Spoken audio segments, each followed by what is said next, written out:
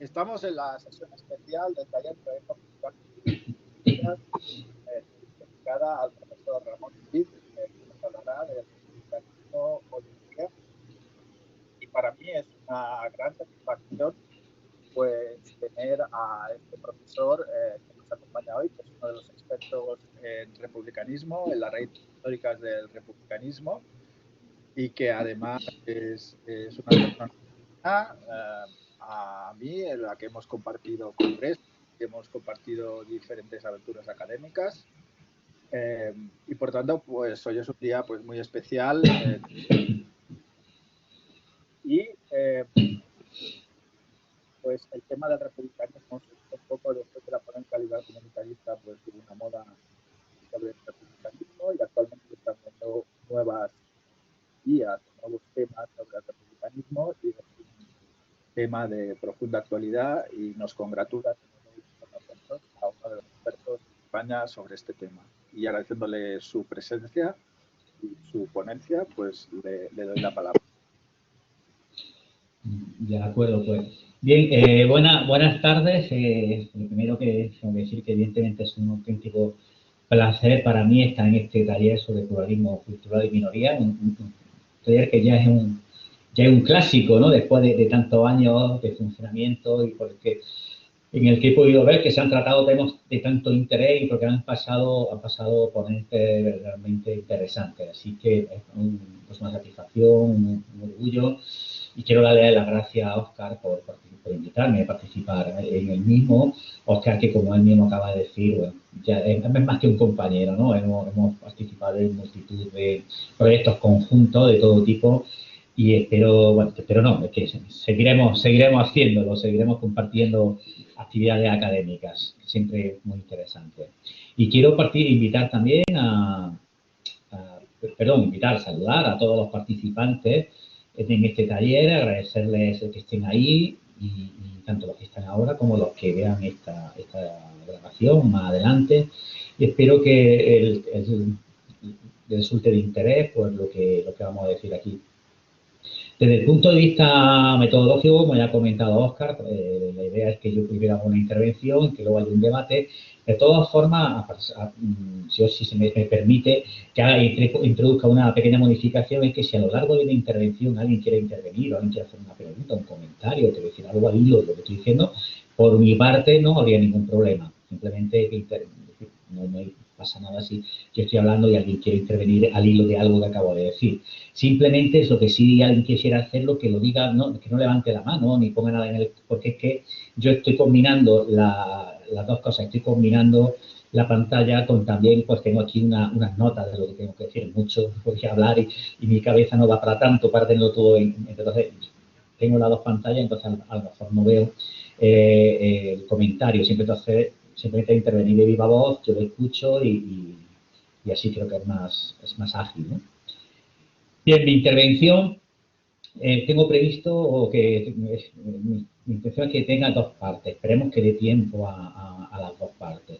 Una primera parte va a tener un carácter más introductorio, más básico a lo que es el republicanismo cívico en la vertiente actual, la vertiente que se podría denominar, pues, claro, como sabéis, el republicanismo es una doctrina que puede remontarse a la antigüedad clásica. Entonces, para distinguir ese republicanismo más antiguo, más clásico, que podemos decir que se inició sobre la Grecia clásica, pasó por Roma y que pudo llegar en alguna medida pues hasta el siglo XVIII, para diferenciarlo del actual, normalmente se suele hablar de republicanismo clásico para aquel, y para el actual, para el presente, el del siglo XX, siglo XXI, pues a veces se le suele llamar simplemente republicanismo. A mí no me gusta la palabra republicanismo a secas, digamos, porque se puede entender o se puede confundir con otro tipo de republicanismo. También, por ejemplo, el republicanismo español, pero como movimiento político, como defensa de una determinada forma de Estado. Entonces, suele poner algún apellido o alguna cosa. Entonces, se le puede conocer como republicanismo cívico o también se utiliza el término neorepublicanismo. Por tanto, cualquiera de los dos me parece válido, y yo utilizaré uno u otro indistintamente, pero me estoy refiriendo a lo mismo, me estoy refiriendo a la tradición republicana, a ese republicanismo clásico, pero tal como se ha recuperado y adaptado a los tiempos actuales, a los tiempos presentes, que evidentemente, aunque mantiene gran parte de la esencia de ese republicanismo tradicional, porque si no estaríamos hablando de una tradición de pensamiento diferente, pero evidentemente los tiempos han cambiado mucho, ese republicanismo tradicional ya no sería aceptable hoy día, entonces manteniendo ese parecido, manteniendo esa base, pero se ha adaptado lógicamente a los tiempos actuales. Bueno, entonces lo que decía, en una primera parte tendrá un carácter más introductorio para aquellas personas, aquellos de los participantes que no conozcan esta cuestión, no conozcan esta doctrina, no estén muy atentos, pues será algo muy básico, muy introductorio, repito, y me centraré especialmente en el ámbito político, las propuestas políticas que se hacen desde este neorepublicanismo, comparándola en ocasiones con el liberalismo. Y luego habrá una segunda parte que, si ven que estoy mirando para allá, es que estoy mirando el reloj porque la verdad es que en principio, que parece que es mucho tiempo, luego el tiempo se reduce, ¿no? No, se reduce. Al final el tiempo pasa rápido. Bien, la segunda parte es una parte un poco como más abierta. Es decir, yo personalmente puedo decir, bueno, yo estuve trabajando durante muchísimo tiempo sobre el republicanismo cívico desde que empecé en este ámbito, pero hace un tiempo que, bueno, desde hace unos cuantos años que abandoné. Nunca abandoné de todo, pero bueno, dejé un poco de lado esto para centrarme en otras cuestiones, para centrarme en otros ámbitos de investigación y de publicación. Y ahora, después de estos años, estoy tratando de retomar otra vez, pero ya las nuevas vertientes, las nuevas versiones del republicanismo y sobre todo ver cómo estas ideas ya se concretan y se tratan de adaptar a algunas cuestiones concretas, para la redundancia, ¿no? A algunos ámbitos ya específicos. Y sobre esto lo que he empezado a trabajar recientemente es concretamente cómo este republicanismo o cívico, estas ideas, se pueden utilizar en el ámbito de la empresa, en el ámbito del puesto de trabajo, del empleo, para de alguna forma evitar o superar las relaciones de dominación que existen en este ámbito. Entonces, esa parte, digo, bueno, como decía, es un poco más abierta, es algo que acabo de empezar y, por tanto, lo que yo vaya a decir en relación con este segundo tema es algo con un carácter más tentativo, son como propuestas más abiertas y, pues, eso agradecería pues que también opinaría al respecto, porque no solamente sería algo que yo os voy a enseñar a vosotros, sino que vosotros también me podríais enseñar a mí, ¿no? Podríamos reflexionar de forma conjunta. Bien, para la primera parte, esta introducción más genérica al republicanismo y el ámbito más político, me voy a centrar, voy a seguir el texto de un artículo que yo publiqué hace ya unos cuantos años, precisamente estando en esa época compartido una serie de actividades con Oscar, y que publiqué en la revista Sistema y que creo que os lo han facilitado. Y entonces, básicamente lo que es centrarme en ese texto, pero evidentemente resumiéndolo muchísimo, porque sería imposible hacerlo de forma más completa, y además, centrándome en algunas ideas concretas, en algunos puntos concretos. Bien, entonces, la primera idea sería, como decía, contraponer un poco la visión de la política, del ámbito político, de la participación política del republicanismo cívico frente a la del liberalismo.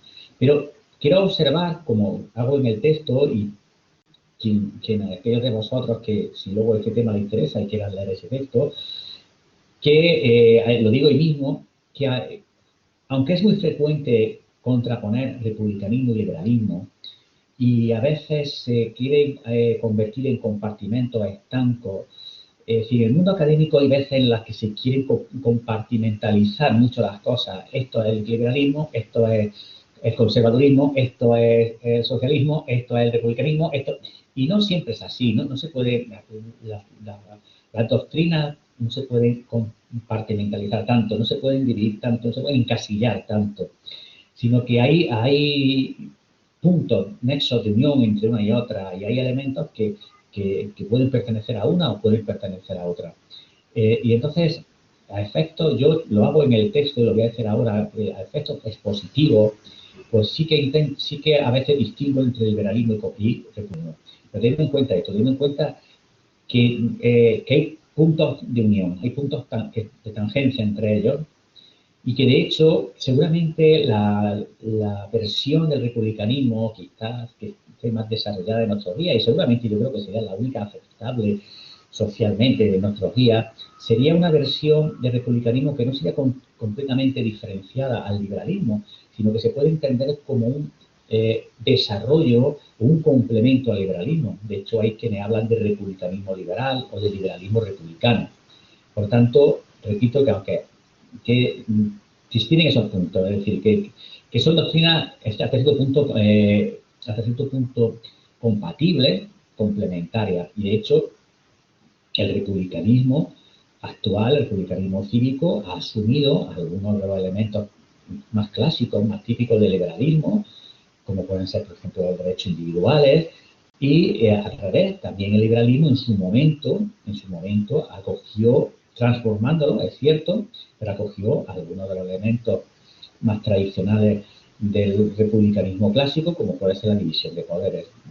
Evidentemente, dándole un matiz, no se puede, la división de poderes o constitución mixta, más bien que o sea, la división del poder en diferentes estamentos que propugnaba el republicanismo clásico no es exactamente igual a la división o la separación de poderes en diferentes estamentos que establece el liberalismo moderno, pero sí que se basa en ello, sí que la idea inicial partía de allí, ¿no? Partió del republicanismo. Entonces, ya te digo, bueno, yo considero que el republicanismo el neorepublicanismo se puede entender como un complemento al liberalismo y que lo que trata de hacer es manteniendo muchos de los elementos de estos, muchos de los elementos liberales, pero es profundizar sobre todo en la libertad individual, una libertad más robusta, una libertad, como dice Pettis, y a partir de ahí ya se ha extendido, una concepción de la libertad como no dominación, a diferencia de la concepción de la libertad como no interferencia del liberalismo. Sería, repito, hacerlo un poco más robusta, más resistente, más resiliente, como se diría en estos días seguramente, ¿no? Porque, bueno, básicamente, y esto, bueno, también es muy polémico, aquí uno dirá una cosa, otro dirá otra. Es decir, ¿cuál es la finalidad del republicanismo cívico, o el republicanismo general, y en este caso el cívico? En mi opinión, sería conseguir la libertad de los ciudadanos y de las ciudadanas, es decir, conseguir que los seres humanos gozaran de una libertad robusta, una libertad como no dominación, que no estuvieran dominados ni por los poderes públicos ni tampoco en sus vidas privadas. Ese sería para mí el fin último, y todos los demás elementos que vamos a ver, como la virtud cívica, la participación política amplia, la deliberación, etcétera, etcétera. En mi opinión, repito, que esto sé que hay otras personas que no lo compartirán, pero serían instrumentos para ese fin último, que es conseguir la no dominación, conseguir que los seres humanos seamos verdaderamente libres, en todos los aspectos, repito, en todos los aspectos, no solamente frente al poder público, sino también en nuestra vida privada. Bien, el tiempo pasa más rápido de lo que pensaba, así que voy a resumir aún más lo que tenía previsto. Bien, básicamente podemos caracterizar la democracia liberal de forma un poco sistemática, repito, como la siguiente. Es decir, como sabemos, la democracia se puede entender de muchas formas y así ha sido a lo largo de la historia. Pues en la democracia liberal, que es el modelo de democracia, digamos, preponderante en la actualidad, es el modelo de democracia, creo que prácticamente el único actualmente. Cuando alguien habla de democracia, se nos estamos refiriendo a la democracia liberal. Cuando alguien dice que en tal país hay democracia, se está refiriendo que hay una democracia de tipo liberal. Y es la predominante y la única que en la actualidad se considera como una democracia genuina. Salvo quizá alguna excepción, hay alguna excepción que se asemeja al modelo más republicano, al modelo que a mí me parece una democracia más robusta, que seguramente sea Suiza. Pero quizá es la única excepción notable, ¿no? Entonces, normalmente cuando hablamos de democracia nos referimos al modelo liberal. Bien, este modelo de democracia se puede decir que surgió pues en los Estados Unidos, en Francia, después de los periodos revolucionarios, como respuesta a las propuestas de los modelos más clásicos de democracia, los modelos antiguos de democracia, que consistían, como sabéis, en la participación constante, activa de la ciudadanía en los asuntos públicos. Era toda la ciudadanía en su conjunto quienes participaban y lo hacían de forma activa y de forma continua en el asunto público. Pero llega un momento en esos periodos revolucionarios, tanto norteamericanos como franceses, aunque francés, como también evidentemente fue apareciendo, pero quizá el ejemplo fueron esos dos escenarios, donde se ve que esta participación activa, constante y multitudinaria de la ciudadanía en los asuntos públicos ya no era posible y tampoco era deseable. No era posible, sobre todo por cuestiones de tamaño. Simplemente no podemos comparar una ciudad, una polis griega con Estados Unidos o con Francia de los siglos XVIII y XIX. Era prácticamente imposible reunir a la ciudadanía en un espacio donde ellos pudieran participar de forma directa. Era imposible, primero, porque la población era mucho mayor, segundo, porque además la ciudadanía se había ampliado, porque sí, a veces está muy mitificada la democracia griega, pero hay que tener en cuenta que al final las personas que tenían derecho a la participación eran muy poquitas, eran los ciudadanos, ¿no? Eran hombres y hombres libres, hombres ciudadanos. No tenían derecho a las mujeres, no tenían derecho a los extranjeros, los meteros, no tenían derecho, por supuesto, a los esclavos. Entonces, el ámbito era muy pequeño. Aquí ya el número de personas, de ciudadanos con derechos políticos se amplía mucho, aparte son países muy grandes, entonces ya es imposible. Por tanto, bueno, pues tenemos que buscar otro tipo de democracia. Bueno, y lo decía, y no era posible por eso, y luego tampoco era deseable, porque imaginaros una persona, un hombre ciudadano de Atenas. Bueno, esa persona tampoco tenía mucho más que hacer en su vida que participar en los asuntos públicos y tenía unas propiedades, en esas propiedades normalmente, no todos, pero la mayor parte de la gente tenía unos esclavos que se ocupaban de trabajar ahí. Bueno, tampoco había muchas comodidades, no había, permitirme, no había televisión, no había internet. Tampoco tenían mucho más que hacer, tampoco había muchas formas de enriquecerse. Pues los asuntos públicos, la participación de la cosa pública era la forma de actuar, o era la forma que tenían ellos también de realizar su vida. Pero más adelante, ya en el siglo XVIII, XIX, esto cambia. Ya las personas no tienen tanto tiempo libre, quieren ya sí muchas más posibilidades de enriquecerse, dedicarse al trabajo, a los negocios, y ya va habiendo más oportunidades de ocio. Entonces, a muchas personas tampoco les interesa participar o estar tan dedicados al asunto propio, al asunto público. Entonces, hubo que idear otra forma de participar, otra forma de democracia y otra forma de garantizar las libertades, los derechos y el mismo sistema democrático. Antes, la mejor garantía de la libertad era considerada precisamente la participación. O sea, los ciudadanos participaban y estaban atentos, estaban vigilantes a aquellas medidas que tomaran las autoridades, en el momento en que hubiera algún atentado o alguna posible, se viera algún conato, ¿no?, de tiranía, de restricción de derechos, de restricción del sistema democrático, pero estaban atentos y lo podían impedir. Como esto ya no es posible, entonces lo que se hace es que se cambia el modelo. Y es aquí cuando se dice, bueno, quizá el teórico que de forma más clara lo explicitó fue Constant. Y bueno, hay que cambiar el sistema y aquí lo que vamos a hacer para evitar que el poder devenga tiránico, lo que tenemos que hacer es limitar el poder. Lo que tenemos que hacer, ya no se trata de que todos participemos en el poder, ¿no? El poder se puede dejar en manos de una serie de personas, pero lo que vamos a hacer es limitarlo, que el poder tenga unos límites y por tanto no pueda entrometerse en nuestra vida privada. Y por eso se dice, bueno, a partir de ahora la finalidad del poder político va a ser únicamente la defensa de los derechos. La defensa de los derechos del individuo, y más allá de eso no podría participar. O sea, no podría entrometerse. Dice, bueno, como decía, cualquier intervención del Estado más allá de la protección de los derechos en la sociedad civil. Cualquier pretensión de búsqueda colectiva del bien común, de la felicidad, entonces será considerada a partir de entonces como un estorbo, como un agravio de autonomía individual. Es decir, el Estado debe limitarse a proteger nuestros derechos y a partir de ahí somos nosotros los que viviremos como consideramos oportuno. Pero el Estado no puede intrometerse en nuestra vida privada y no puede diseñar, determinar cuál es el bien de la sociedad. El bien va a ser el bien de cada uno. Cada uno va a determinar cuál es su bien particular, cuáles son sus planes de vida y va a luchar por hacerlo realidad, por supuesto. Entonces, se trata de reconocer una serie de derechos que el Estado tiene que proteger. Y entre estos derechos, pues está evidentemente el derecho a la participación política. Un derecho que se considera del mismo tipo que los demás. El derecho a la participación política ya no va a ser un derecho que esté concebido para que entre todos busquemos el bien común o busquemos lo mejor para la sociedad, sino que ese derecho va a tener la misma finalidad que el resto de los derechos. ¿Cuál es la finalidad? Podemos decir, básicamente, la finalidad de nuestros propios, de los diferentes derechos y libertades. Pues simplemente que cada uno pueda vivir conforme quiera y pueda defender sus propios intereses ante los poderes públicos y ante el resto de la sociedad. Pues bien, lo mismo sería el derecho de participación política. ¿Para qué nos va a servir participar políticamente?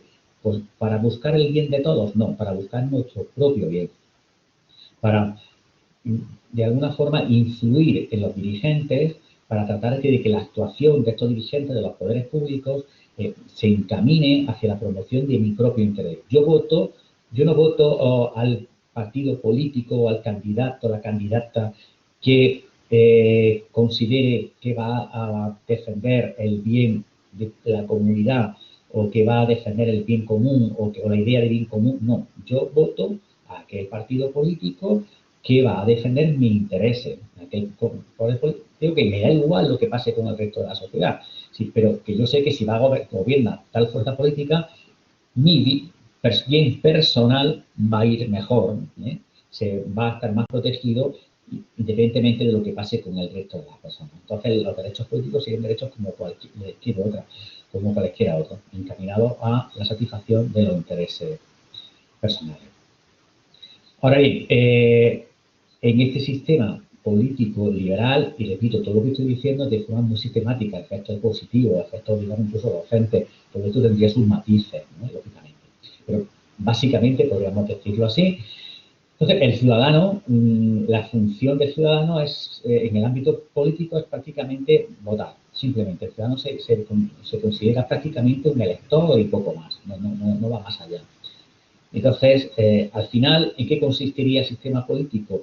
Pues consistiría en el nombramiento de unas autoridades, unos poderes públicos que son los que regirán el destino de la comunidad. Es decir, la democracia no sería el poder del pueblo, digamos, sino el poder de los dirigentes, el poder de los políticos, elegidos por el pueblo, evidentemente, pero la función política se limita a eso.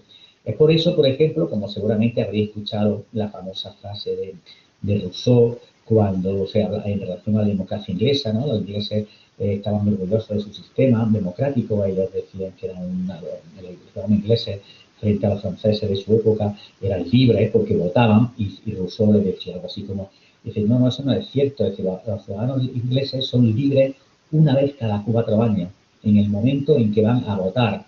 Una vez que han votado, ya al día siguiente, dicen, ya no son libres, ya dejan de serlo, que son esclavos como cualquier otro lugar.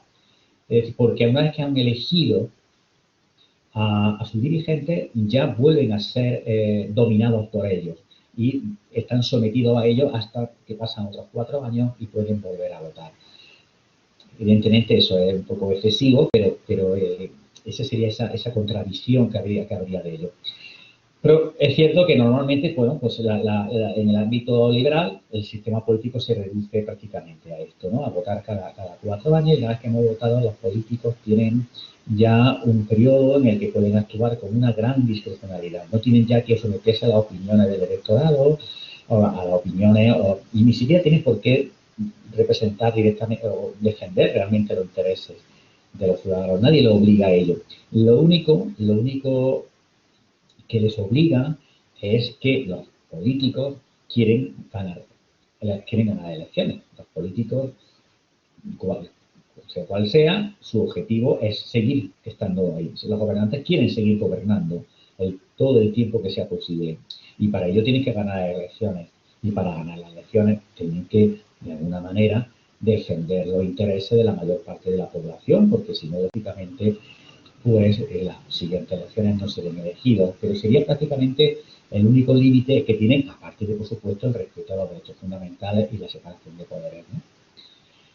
Bien, pero claro, ¿cuál es la ventaja de este Estado liberal? Bueno, pues que este Estado es verdad que apenas otorga potestades, capacidades a los ciudadanos, pero a cambio tampoco se les pide gran cosa a esto, ¿no? A la ciudadanía.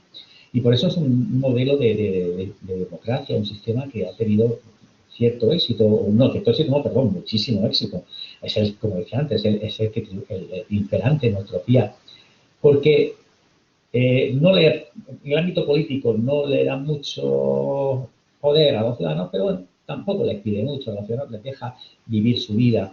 Es decir, no se les pide, no se les exige compromisos, no se les exige sacrificios, ¿no? Este sistema al individuo no lo único que le impone es, en algunos, muy pocos sitios, que vaya a votar, es decir, que respete la autonomía de los demás, es decir, que respete las leyes, que respete los derechos de los demás.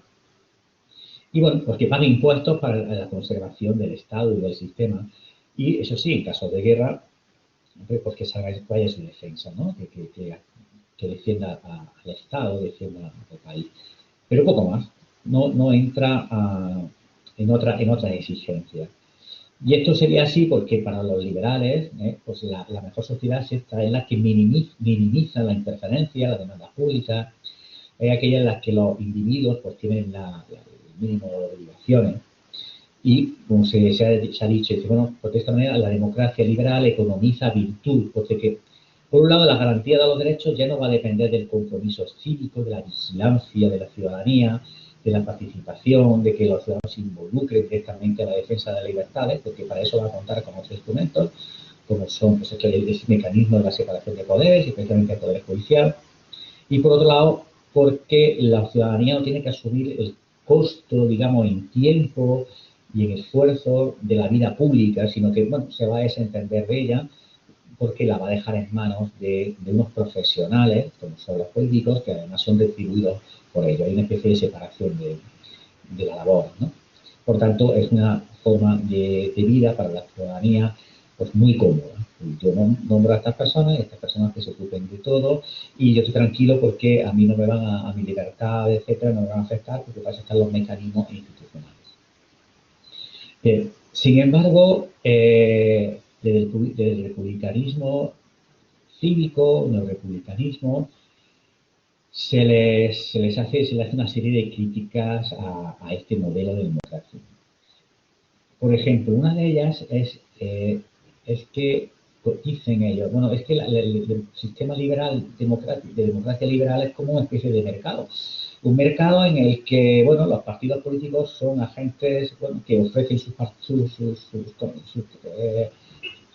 programas electorales, que son además muy amplios para que asuman los intereses de la mayor parte de la gente, y la gente, los ciudadanos van y eligen y votan. Es como si fuera un mercado. A mí me gusta esto, me gusta lo otro. Bueno, pues a mí me gusta este, ¿por qué? Porque este partido, las ofertas que hace me parecen que me benefician más a mí. Bueno, pues yo cojo y voto a este. Necesito, como igual que el que va al mercado y elige el producto que le interesa más, ¿no? Y dice, bueno, pero es que no debería ser así. La democracia debería ser un proceso dialógico, debería ser un proceso en el que se entablara pues, es un diálogo encaminado no a la promoción del interés de uno o del interés de otro, sino encaminado a la promoción del bien común, por un proceso a través de un proceso de deliberación. Y en ese proceso de deliberación, los individuos no deberían ir con una idea preconcebida. Es decir, eso, bueno, cualquiera que vea un debate ya no solo entre políticos, sino entre otras personas, digamos, de la calle, muchas veces cuando alguien va a un debate va con una idea preconcebida, con un interés preconcebido, y por muchos argumentos que le den, es difícil que alguien cambie de opinión, porque ya va con esa idea fija. Entonces dicen, no, es que la democracia debe ser un proceso de diálogo en el que nadie fuera con esa idea preconcebida, sino que fuera abierto a escuchar las razones, los argumentos, las necesidades del resto, del otro, y en función de esto ya hacerse una idea e intentar llegar a un acuerdo para defender aquellas posiciones que mejor encajen para todo el mundo, que mejor o más destinadas vayan a defender el bien común, el bien de todas las personas.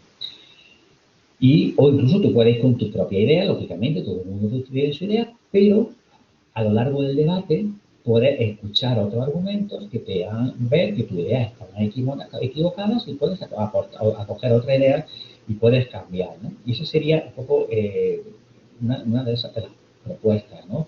Y una de las críticas que se hace a este sistema. Y además también dicen, bueno, es que se participa poco, deberían darle, ahora veremos un poco más eso, ¿no? Pero dice, bueno, el sistema democrático debería ser cada vez más abierto, debería dársele más posibilidades a los ciudadanos para participar, no deberíamos ser simplemente electores, deberíamos tener más capacidad y más oportunidades para participar y para hacerlo de una forma continuada y además de una forma responsable, es decir, pensando en el bien de los demás. ¿Por qué? Es decir, bueno, porque ellos dicen, es que la participación política, como defienden los clásicos, es muy importante. Y es muy importante porque varias cosas. Primero, porque gracias a ella nos vamos a considerar, podremos ser considerados como verdaderamente libres. También porque gracias a que si participamos de forma muy activa, vamos a considerarnos, pues también vamos a conseguir que los gobiernos pues realmente cuiden de nuestros intereses y no de los intereses de las grandes, digamos, empresas o de los grandes entes de poder, ¿no? Y también las decisiones que se adopten, gracias a una participación intensa, van a ser mejores y más justas. Bien, ¿por qué? Bueno, pues varias razones. Una de ellas es decir, bueno, evidentemente, si nosotros, cuando tenemos que tomar una decisión colectiva o cuando se va a tomar una decisión que nos afecta a nosotros, si se nos da la voz, podremos considerarnos verdaderamente libres. Es decir, si a mí no se me escucha cuando se va a tomar una decisión que me afecta, yo no puedo ser considerado libre. Esa decisión va a ser una decisión impuesta desde fuera.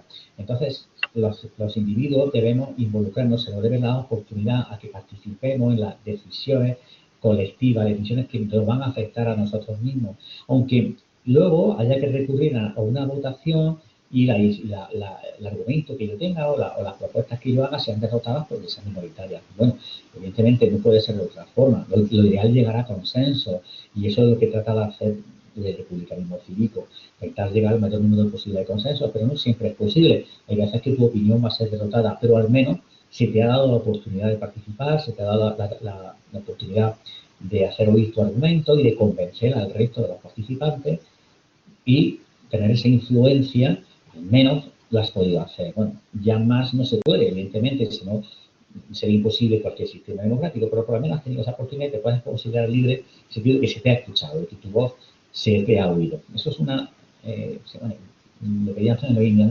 voice, ¿no? La voz, el tener voz, eso es un rasgo esencial del republicanismo cívico, que los individuos tengan voz, que se les pueda escuchar en todos los ámbitos y que siempre tengan esa oportunidad al menos de hacerse escuchar y al menos de que puedan aportar su argumento, como veremos que también se propone en el ámbito, por ejemplo, laboral.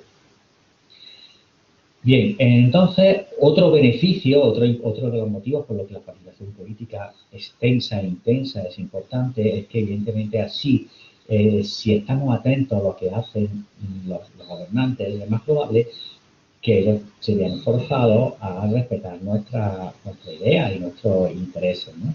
Quentin Skinner, que seguramente habrán leído algo, tiene una frase muy interesante sobre esto que dice, a menos que los políticos sean personas de un altruismo excepcional, siempre estarán tentados de tomar decisiones que favorezcan sus propios intereses o de los de los poderosos grupos de presión en lugar de lo de la comunidad en su conjunto.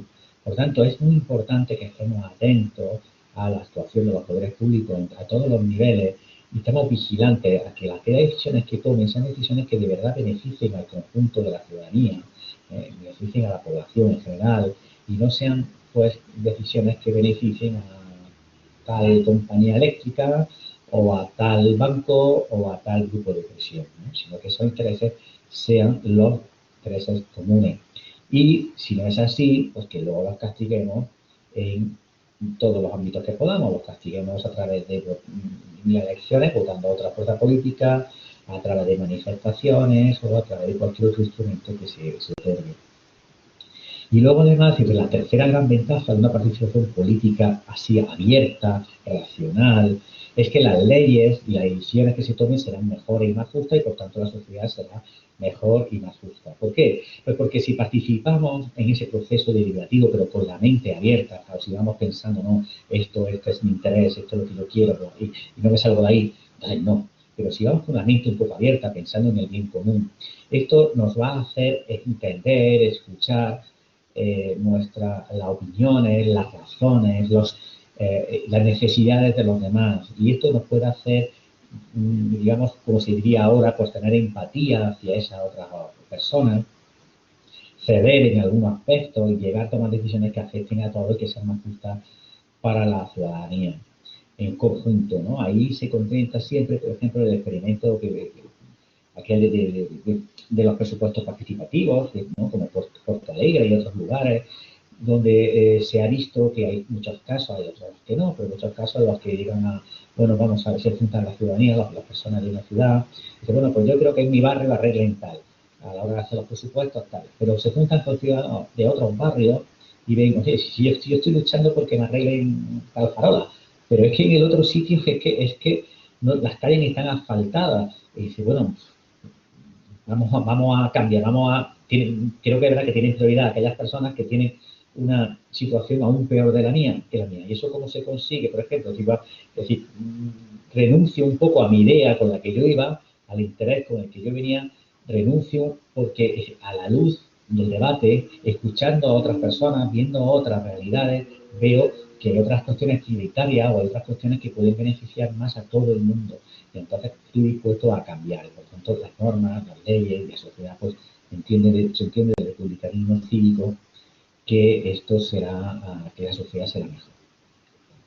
Ahora bien, ¿es posible esto? Es decir, ¿es posible esto? Es lo que se llamaría virtud cívica, ¿no?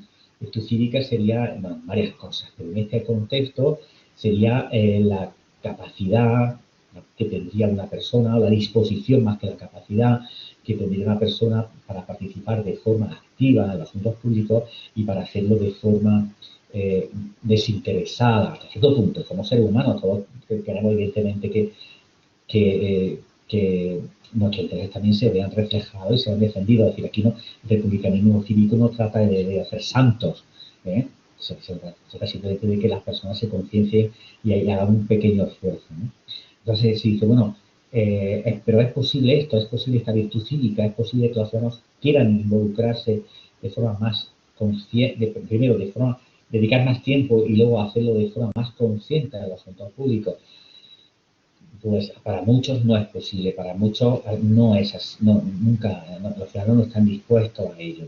Y además esto supondría, es decir, tratar de incentivar esta virtud cívica, este compromiso cívico de la ciudadanía, pues sería un atentado contra la autonomía individual, porque dicen algunos, se les está de alguna forma se les está obligando a vivir de una forma, en este caso se les está obligando a participar, a involucrarse en las cuestiones públicas cuando a lo mejor ellos prefieren vivir de otra forma determinada.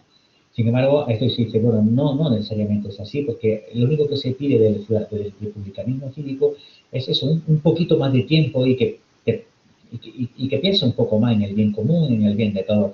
Pero no se te exige, no se te pide, como en otras doctrinas, que tú tengas lo que algunos han llamado como una concepción moral robusta. No se te pide que vivas de una forma o de otra, o que tú consideres que el bien común es esto, es lo otro. No, simplemente te pide, es una, digamos, una virtud instrumental. Lo que se te pide es simplemente, mira, está un poquito más atento a los asuntos públicos, participa un poquito más e intenta ir con la mente un poco más abierta, simplemente. Es decir, sería algo meramente instrumental, simplemente haces eso. Luego ya, a partir de ahí, tú ya decides lo que quieras y tú ya tomas decisiones y si quieres cambiar tus ideas preconcebidas las cambias y si las quieres mantener las mantienes, pero simplemente haz ese pequeño esfuerzo de involucrarte algo más y haz ese pequeño esfuerzo de intentar abrirte a las opiniones y a las necesidades de los demás, simplemente eso. Tampoco es tan estricto, ¿no? O sea, no es tan, perdón, estricto no sería la palabra, tampoco es tan opresivo, no se trata de que tú pienses de una forma concreta o de otra. Ahora bien, como decía, ¿es posible esto? Bueno, pues algunas personas o algunos dicen que no es posible por estos elementos. Primero, las personas, los ciudadanos, la mayoría de la ciudadanía ni tiene interés en esto ni van a cambiar. Y entonces el republicanismo cívico dice, sí que es posible, a lo mejor no a extremos muy grandes, pero en una pequeña medida sí que es posible conseguir esta virtud cívica, sí que es posible que si los ciudadanos se comprometan. Porque además, como decían, creo que era Salvador Giral, dice, bueno, es que la virtud cívica es lo que decía, no pide santidad, sino que tiene unas pretensiones modestas. Es decir, pues primero, evidentemente, que se obedezca a leyes, porque si las leyes, además leyes legítimas, democráticas, que la ciudadanía tenga un cierto interés por lo que pasa en la política nacional e internacional, que esté un poco atento a lo que está sucediendo, que no se dejen adoctrinar, no se dejen guiar y, bueno, pues esa cierta capacidad de intervención activa en la cosa pública. Y además se dice, bueno, si normalmente podemos decir los individuos por lo general cumplen todos los días con sus obligaciones. Normalmente hay gente, sí, la mayor parte de la gente cumple, pues, porque cumple con los demás, cumple con sus obligaciones como padres, como madres, como vecinos, con los amigos, cumplen como profesionales. ¿Y por qué no van a cumplir también con su comunidad? ¿Por qué van a ser incapaces de cumplir sus obligaciones para con su comunidad? ¿No? Es decir, bueno, no hay nada que lo impida, ¿no? Entonces, es posible. Y para eso, ¿cómo lo vamos a hacer? ¿Qué medidas se pueden adoptar? Pues hay medidas de varios tipos. Por una parte, se dice, bueno, hace falta para ello, primero, que los individuos tengan la oportunidad de hacerlo, porque en muchas ocasiones no existe esa oportunidad. En segundo lugar, hace falta una serie de recursos que son de mucho tipo. Son recursos como la formación, la información, el tiempo necesario o las mínimas condiciones claras. Y por supuesto, también haría falta pues, la motivación necesaria para tomarse la práctica de la ciudadanía en serio. Entonces, en primer lugar, ¿qué habría que hacer? Pues multiplicar las oportunidades para este autogobierno responsable. Es decir, que la ciudadanía tengamos la oportunidad de llevar a cabo este tipo de práctica, de participar en los asuntos. Entonces, aquí se suele hablar de descentralizar lo máximo posible el poder. Por un ejemplo, que seguramente el que más se parece al republicanismo cívico. En la actualidad, el ejemplo que ponía de Suiza, en Suiza es un país muy descentralizado, ¿no? Pues, por ejemplo, eso sería una posibilidad, es descentralizar la decisión política al máximo y que las ciudades, incluso, ¿por qué no?, en algunos casos los barrios, pues tuvieran sus propios órganos donde se pudieran tomar las decisiones que le afectan a ellos mismos, hacer una gran descentralización. Luego también, por supuesto, dar más posibilidades de democracia directa, como por ejemplo a través de referéndum, algo que también, como sabéis, es continuo en Suiza. O también, es decir, pues fomentar, por ejemplo, una amplia, diversa red de asociaciones de todo tipo, asociaciones sindicales, culturales, deportivas, vecinales, es decir, una serie de asociaciones, pero que tengan poderes reales y capacidad de decisión reales, es decir, que puedan tomar decisiones y que esas decisiones tengan que ser tomadas en cuenta por los poderes públicos. Porque con todo esto, gracias a esta multiplicidad de lugares, del ámbito de actuación, de participación de la ciudadanía, se van a conseguir varias cosas. Se van a conseguir que, primero, que las personas tengan la capacidad material de participar, pero a su vez se va a fomentar la participación de forma indirecta. ¿Por qué? Porque, ¿qué pasa? Que muchas veces hay personas que dicen, bueno, ¿yo para qué voy a participar si mi opinión no vale? Si yo, bueno, lo que yo diga no se va a tener en cuenta, no va a servir para nada, si mi voto tiene un poder mínimo, ¿para qué? Es decir, yo recuerdo a algunas personas diciendo, bueno, ¿yo para qué voy a ver, no sé, las noticias, ¿no?, en la televisión? ¿Qué más me da lo que hagan si yo no tengo capacidad de influir? Si no me gusta lo que hacen, pero ahora yo qué hago. Entonces, esta forma de descentralizar y de multiplicar la forma sí que va a incentivar a la ciudadanía a participar, porque va a ver que lo que ellos digan, pues sí que va a tener repercusiones, lo que ellos decidan, van a ver que sus opiniones pueden influir entre sus conciudadanos. Y entonces van a tener esa capacidad de influencia. Y entonces sí que va a tener que, sí que van a tener esa capacidad real de hacerse oír. Y entonces sí que se van a motivar, ¿no? Como decía también, creo que era Ovejero, y cuando uno percibe que entre su elección y lo que puede llegar a suceder hay una relación causal no remota, empieza a pensar en qué hacer y a tomarse en serio la importancia de su participación para el éxito o el fracaso de la empresa. Es decir, oye, que es importante que lo que yo diga, yo piense o yo vote va a ser importante. Entonces ya se lo piensan ahí y bueno, entonces sí que me conviene participar, ya sí que me interesa. Bien, otro elemento que es muy importante, evidentemente, es disfrutar de los derechos, claro, pero no solamente los derechos civiles y políticos, lógicamente, sino también los derechos de tipo económico y social. Por eso, cuando el republicanismo cívico se recuperó, sobre todo cuando llegó a España, a finales del siglo pasado, se ligó bastante con posturas socialdemócratas, en el sentido de que se entendía que del mecanismo cívico se luchaba o se trataba de proteger un estado robusto de bienestar, porque para que la ciudadanía se implique en los asuntos públicos, lógicamente tiene que tener un mínimo nivel de bienestar, tiene que tener una mínima educación, una mínima formación e información, y debe tener sus necesidades básicas más o menos cubiertas, porque si no, realmente, porque primero no va a tener tiempo ni va a tener la mente en disposición de participar en asuntos públicos, porque las necesidades que la acucian son otras.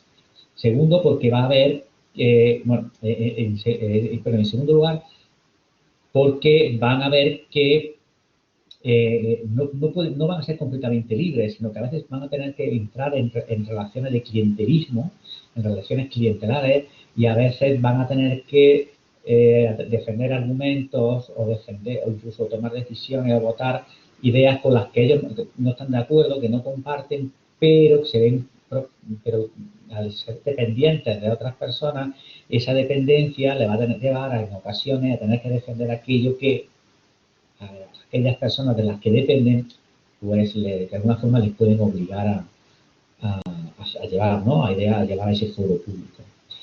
Y luego, además, también es porque una persona que ve que su país no le corresponde, que lo deja marginado, que lo deja abandonado, que no le ayuda a vivir, no le ayuda a tener lo mínimo, a tener una vida medianamente confortable o medianamente digna, pues tampoco va a presentar o va a tener mucho interés por esa sociedad, por esa comunidad. Es decir, si a mí esto me tienen marginado, si a mí nadie me ayuda, si yo soy aquí no sé, no me permiten traer lo mínimo, a mí ya me da igual a los demás, yo tampoco voy a hacer nada por los demás.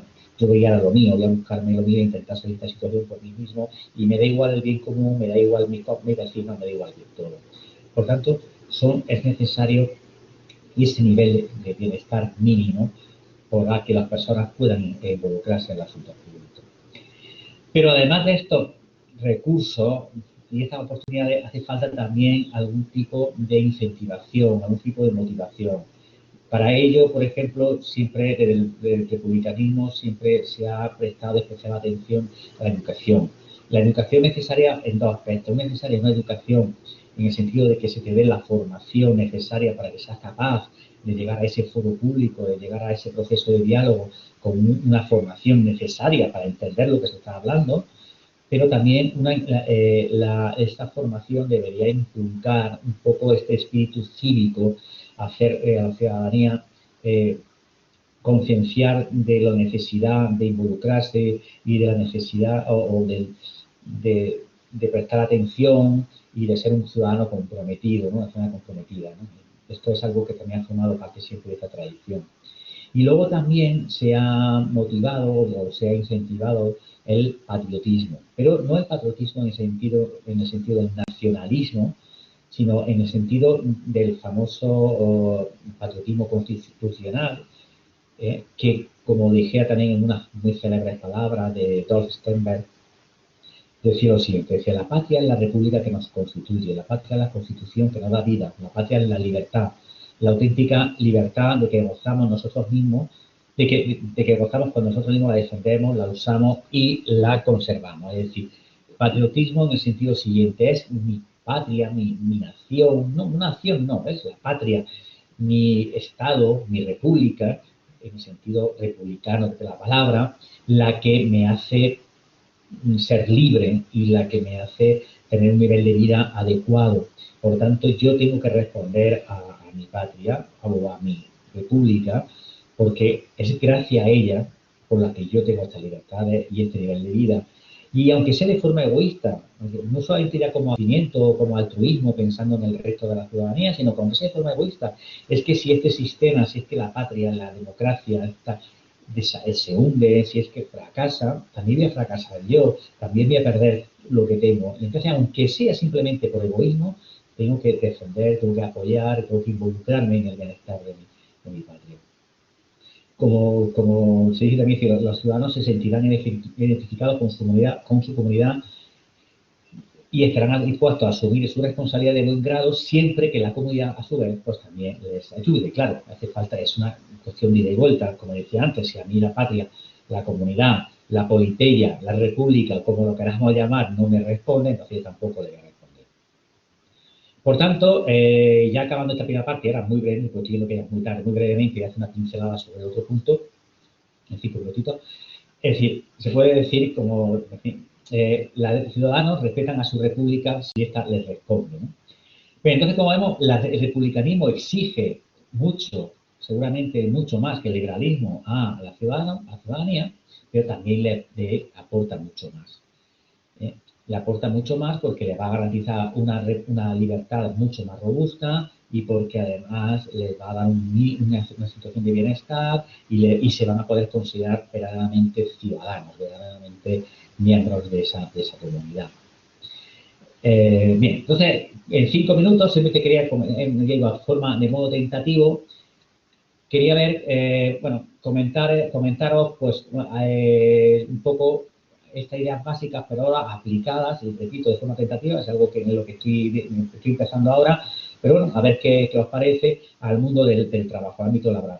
Porque lo primero que tenemos que tener en cuenta, como decía antes, ¿cuál es el objetivo, en mi opinión, fundamental del republicanismo cívico? Luchar contra la dominación, es decir, hacer a las personas verdaderamente libres, no solamente en el ámbito público, sino también en el privado. Y en la actualidad yo creo que la dominación no procede del ámbito público. Yo creo que los estados democráticos, con los derechos que tenemos, nos podemos considerar bastante libres en relación con el Estado. No creo que el Estado nos oprima en ninguna medida, porque hay algún caso, pero no, yo creo que la opresión, la dominación en estos momentos, donde más se encuentra en el ámbito privado. Y uno de esos ámbitos donde existe aún esa relación de dominación es el mundo laboral, donde los empleados están en muchas ocasiones supeditados a las decisiones de sus empleadores. Decisiones que evidentemente tienen que ser así, pero evidentemente en un ámbito laboral alguien tiene que decidir, tomar decisiones, pero esas decisiones tienen que tener un límite, y sobre todo con el lenguaje republicano, esas decisiones no deberían ser en ningún caso arbitrarias, deberían ser decisiones que estuvieran pensando en el bien de la empresa, pero también respetando los intereses y hacer posible las opiniones de los empleados de esa empresa, ¿no? De los trabajadores y las trabajadoras de esa empresa. Sin embargo, se puede decir que las empresas tradicionales actualmente son, pues todas tienen una estructura jerárquica, son instituciones donde los empleados en muchas ocasiones están a merced de la autoridad arbitraria de los empleadores, de los empresarios, en los que y bajo la constante amenaza del despido o la constante amenaza de la no renovación de sus contratos si no acatan puntualmente esas instrucciones de ellos, ¿no? Y, sin embargo, el trabajo, el mundo, el empleo es algo básico en nuestro día para prácticamente, yo no sé, pero el 90% de la población necesitan el trabajo. Y porque lo necesitan para otras cosas. Es decir, es curioso cómo el trabajo nos sirve tanto como instrumento para evitar la dominación como a la vez instrumento que fomenta la dominación.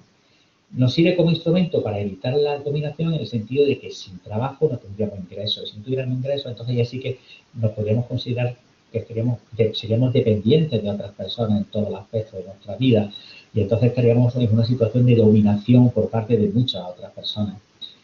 Con lo cual, el trabajo, y más que el trabajo, los ingresos que nos proporciona el trabajo es lo que nos va a permitir cierto grado de libertad en muchos aspectos de nuestra vida. Pero a la vez el trabajo es una fuente de dominación porque mientras estás ocupando ese trabajo, es verdad que en ese lugar pues hay alguien que, no todos los trabajos, lógicamente, pero la mayor parte de ellos, hay alguien que va a tomar decisiones que van a afectar a tu vida, por ejemplo, en relación al ritmo del trabajo, al ambiente laboral, la hora extra, los turnos, las remuneraciones, la oportunidad de formación, de promoción. Todo eso son decisiones que se van a tomar de otras personas y que a veces lo van a tomar de forma un tanto arbitraria sin tener en cuenta tus intereses y tus opiniones. Entonces, ¿cuáles son las respuestas que se dan desde el republicanismo cívico a esto? Lo cito muy brevemente, ahora muy brevemente. 3. Eso sí, son respuestas aún están muy verdes. Es decir, yo estoy trabajando en el tema, estoy leyendo y todo esto son todavía ideas tentativas, son esbozos. Todavía no he encontrado una propuesta bien desarrollada, como es lógico, porque es un tema en el que prácticamente se está empezando ahora a desarrollar, ¿no? Porque ya cuando pasen unos años seguro que esto ya está mucho más desarrollado y más consolidado. Básicamente, una de ellas, ¿cómo se dice? ¿Cómo podemos evitar esta dominación en el puesto de trabajo? Uno dice, bueno, a través del reconocimiento de una renta básica universal e incondicional. ¿Por qué? Pues porque si yo, así se garantizaría lo que en el mundo anglosajón llaman el the right to exit, el derecho a salir, el derecho a dejar el puesto de trabajo. Yo ahora mismo estoy en un trabajo dominado, tengo un jefe dominador, pero me tengo que aguantar, porque no tengo, es decir, necesito el sueldo, necesito el trabajo, y no me puedo dejar, no me puedo, y tengo que someterse a la dominación de ese jefe. Pues dirían, esto se corregiría con una renta básica, porque la renta básica podría, si tú podemos de una renta básica, nadie tendría que someterse a esas relaciones de dominación, sino que en el momento que viera que existe esa relación, en que esa persona está actuando con ellos de forma arbitraria, si la persona que se sintiera dominado, podría abandonar el puesto de trabajo. Es más, los empresarios es que ya ni siquiera tratarían de ser dominantes. ¿Por qué? Porque sabían que los empleados se pueden ir en cualquier momento. Y entonces, ¿qué sucede? Entonces, ellos mismos ya dejarían de actuar de forma arbitraria. Entonces, esta es la propuesta básica. Todo esto es muy básico. Luego, si da tiempo, hablamos algo más. Si queréis una información, os la doy. Lo que haga falta. En principio, esta es la propuesta. Sin embargo, a esto se le dice, no, esto no es tan así, no es tan idílico. Primero, porque la renta básica no podría ser una renta que te permitiera vivir sin trabajar, porque no hay forma de subvencionar eso, no hay forma de... El Estado no puede permitirse dar una renta de 2.000 euros al mes, por ejemplo, a la ciudadanía. La renta básica, además, lo que yo he estado leyendo al respecto, por las propuestas suele ir, por ejemplo, de 600, 700 euros, una cosa así. Es decir, son unas cantidades que dirían, están bien para subsistir, que tienes para comer y para tener un techo. Sí, pero es que la mayor parte de la gente no quiere subsistir. La mayor parte de la gente quiere algo más, quiere vivir mejor, quiere tener, hacer realidad sus planes de vida. Y entonces la mayor parte de la gente no se va a conformar con 700 euros. La mayor parte de la gente va a querer tener un sueldo mayor y para eso va a tener que trabajar.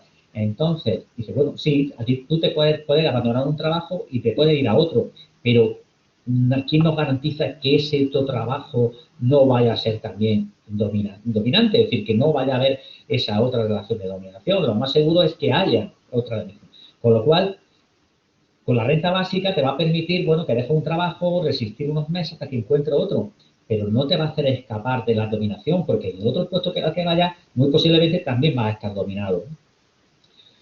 Otro argumento que se da es lo que se llama la democratización de la empresa, es decir, que las empresas sean democráticas y que las decisiones sean tomadas por el conjunto de los trabajadores, por la mayor parte de los trabajadores. De esta forma se garantizarían que aquellas decisiones que se tomen por los directivos de la empresa van a ser decisiones no dominantes o no dominadas y van a ser decisiones, es decir, el republicanismo no tiene ningún problema en que alguien tome una decisión que te afecte a ti, en que se invada un poco tu libertad, en que se te obligue a hacer algo. No hay problema siempre que esa decisión no sea arbitraria. Es decir, ¿qué quiere decir eso? que esa decisión que te afecte de alguna forma, que beneficie, que sea conforme a tus intereses y que se te haya escuchado a ti, se te haya podido dar la oportunidad de hablar y de opinar al respecto. Es decir, bueno, las decisiones a través de un sistema democrático, las decisiones que tome la empresa van a ser también, no van a ser dominantes, puesto que se va a escuchar a los trabajadores y ellos van a poder hablar al respecto. A esto, bueno, luego lo vemos, no da tiempo, pero bueno, se dice, bueno, pero es que los trabajadores a lo mejor no tienen los conocimientos suficientes para tomar decisiones de algún tipo, y bueno, pues tampoco muchos dueños de empresas las tienen, esos conocimientos, y es por eso por lo que muchas empresas, sobre todo las grandes, se contratan a directivos que son los que toman las decisiones técnicas, digamos, pues eso puede hacer también una empresa democrática, ¿no? Y hay otro tercer argumento, porque algunos republicanos dicen, bueno, esto no siempre es así, o sea, no siempre va a ser así. ¿Por qué? Porque, bueno, esto no es un sistema viable. Es decir, los dueños de la empresa en ningún caso van a permitir que la empresa sea democrática o no van a permitir que sean los trabajadores los que la dirijan. Aparte de, como decíamos antes, otros muchos trabajadores tampoco van a estar interesados.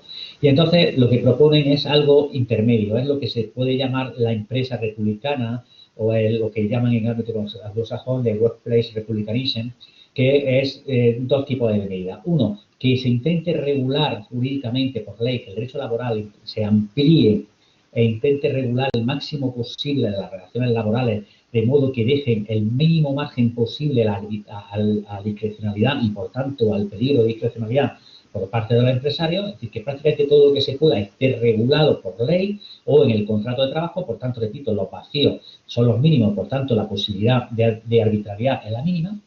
El problema es que esto tiene un límite. Primero, tampoco lo podemos regular todo, porque entonces también podemos llegar también a una situación de opresión ya por parte de la legislación, y por otra parte una empresa necesita que haya un margen de discrecionalidad, evidentemente, para resolver los problemas que vayan surgiendo día a día. Pero esto entonces se complementaría con una capacidad ya no de que los trabajadores de la empresa... Sí, me falta un minuto. ¿Cómo? De que los nada, que me estaba oyendo ya, un minuto me falta. Es decir, de que los trabajadores de la empresa participen en las decisiones, pero no ex ante, sino ex post. Es decir, lo que se llama disputabilidad. No es tanto que los trabajadores participen a la hora de tomar las decisiones que afectan a ellos mismos, que afectan a la empresa, sino que cuando los diferentes ámbitos de decisión se tomen esa decisión, tomen algo, pues que también los trabajadores puedan disputar esa decisión que consideran que es contraria a sus intereses. Y ya está, perdón, me he extendido muchísimo, pero bueno. No, ha sido muy interesante, muy pedagógico, has explicado cosas, digamos, muy profundas que están en el debate de una manera pedagógica que se puede entender muy bien. Toda la parte del republicanismo, de la explicación de la democracia liberal, que en comparación con el republicanismo, y toda esta última parte, que es muy novedosa y muy interesante, porque esto no está muy estudiado, pero no está muy explorado, esta parte de aplicar el republicanismo a las relaciones laborales. Y bueno, como una de las características del taller es el debate, pues yo lo que voy a hacer es abrir una de intervenciones de palabras. ¿Quién quiere intervenir? Si no hay palabras, intervengo yo. Yo tengo alguna pregunta, pero que hay personas que han escuchado la intervención y si tienen cosas que es el momento. Adelante, Carmen. Hola, buenas tardes. Mire, yo le quería hacer una pregunta en relación a la acción de la renta básica, que a mí es cierto que como concepto me parece una propuesta muy buena, pero aparte de los problemas que usted ha planteado, le quería preguntar sobre una cuestión que a mí me surge, es el hecho de que todo el mundo reciba una renta básica, al fin y al cabo mínima, que tengan derecho todos, también supone de alguna manera un incremento de los precios. De alguna manera que puede llegar en un momento donde esa renta sea totalmente insuficiente. Entonces, ¿a qué solución se le da en ese momento? ¿Ir incrementando la renta constantemente? O le quería preguntar, es una duda realmente que tengo. Muchas gracias. Bueno, yo no soy un experto en renta básica, pero yo digo que como es un tema que me estoy iniciando, pero es cierto, yo he tenido ocasión de hablar con algunas personas que lo conocen, incluso algunas personas que en su momento eran muy partidarias de la renta básica y escribían y que luego lo han abandonado precisamente por eso, precisamente porque el problema de esa renta básica, uno de esos problemas es la inflación. Efectivamente, si todo el mundo recibe una cantidad extra y los demás saben que todo el mundo está recibiendo esa cantidad extra, pues esto puede llegar a incrementar muchas cosas. Hace un tiempo, hace unos años, no sé si os acordaréis, que hubo una ayuda a los jóvenes, que el gobierno aprobó una ayuda a los jóvenes para el alquiler de apartamentos, de pisos. ¿Y qué pasó? Pues que muchos dueños de apartamentos y de pisos subieron el precio del alquiler, porque decían, vamos, yo lo sé en primera persona por gente muy cercana a mí, ¿no? Pues con un alquiler que era de 500 euros, cuando el dueño del piso pues vio que los inquilinos, el gobierno les pagaba, no sé si eran 200 euros, y dicen, bueno, pues ahora lo subo a 700 o lo subo a 600 y como tú estás recibiendo una ayuda, pues no hay problema, me lo puedes seguir pagando. Y efectivamente eso que sucedió realmente. Entonces, estoy totalmente de acuerdo. Es que el problema de la renta básica, hay varios problemas. O sea, uno de ellos, como sabéis, hubo un referéndum en Suiza no hace mucho sobre la renta básica para ver si los suizos estaban o no de acuerdo con ella, con que se instaurara y mayoritariamente votaron que no, por varias razones, y una de ellas fue esto. O sea, que comparto plenamente comparto esa preocupación y habría que plantearse muy bien cómo hacerlo para que no diera lugar a ello, ¿no? Muchas gracias. ¿Hay más palabras?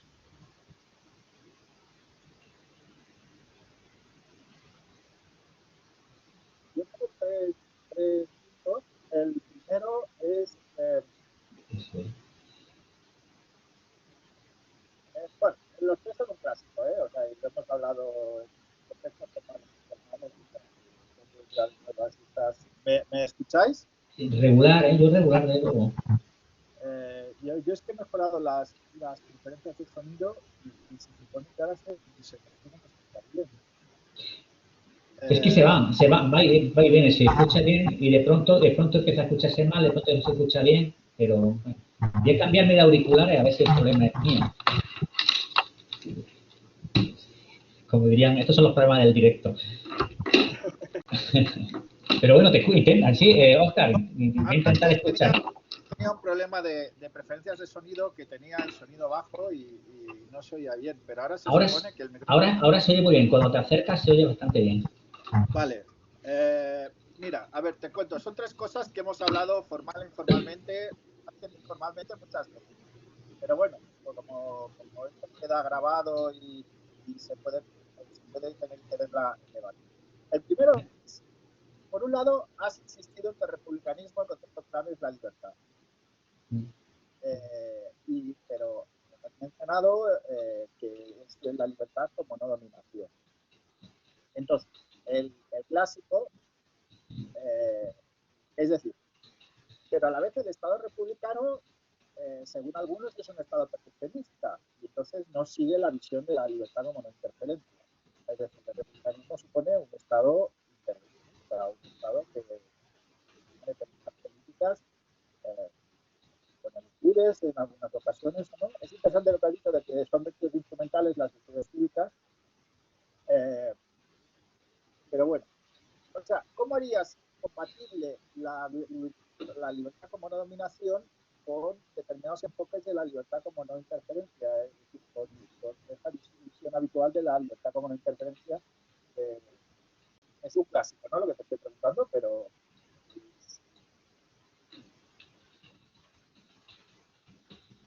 Un momento, o sea, como que pensaba que como decía que tenía varias, que ibas a decir, bueno, todas. No, bueno, yo lo primero es, a ver un momentito, es que se me va esto. Lo primero es que yo no estoy de acuerdo con que el republicanismo sea una doctrina perfeccionista.